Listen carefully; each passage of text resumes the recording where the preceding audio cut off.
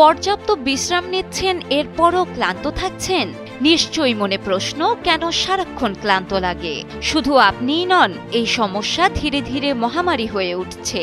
নানা রকম মানসিক চাপ, অসুখ বিসুখ, সঠিক যত্নের অভাব, পর্যাপ্ত ও সঠিক খাবার না খাওয়া সহ আরও অনেক কারণে লুকিয়ে থাকতে পারে এই সার্বক্ষণিক ক্লান্তির পেছনে। মূলত আয়রনের ঘাটতি বা রক্ত স্বল্পতার কারণে বিশেষ করে নারীদের মধ্যে এই সমস্যা বেশি দেখা দেয়। ভিটামিন B12 এর ঘাটতি স্নায়ুর কার্যকারিতা এবং নিউরো ট্রান্সমিটার ভারসাম্যকে ব্যাহত করে, যা ভুলে যাওয়া, ঝিঝি ধরার মতো অনুভূতি বা বিষণ্ণতা হিসেবে দেখা দেয়। ভিটামিন ডি এবং ম্যাগনেসিয়ামের কম মাত্রা রোগ প্রতিরোধ ক্ষমতা এবং ঘুমের মানকে দুর্বল করে দেয়। এতে মস্তিষ্কের প্রক্রিয়াকরণ এবং মেজাজের স্থিতিশীলতাকে ধীর করে দেয়। অক্সিজেনের ঘাটতিও হতে পারে ক্লান্ত লাগার কারণ।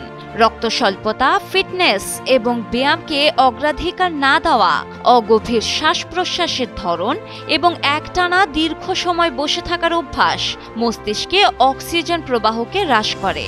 এটি কেবল ধীর চিন্তাভাবনা এবং দীর্ঘস্থায়ী ক্লান্তি বৃদ্ধি করে না, বরং ডায়াবেটিস, উচ্চ রক্তচাপ এবং কার্ডিওভাস্কুলার স্ট্রেনের মতো দীর্ঘস্থায়ী রোগের ক্ষেত্র তৈরি করে।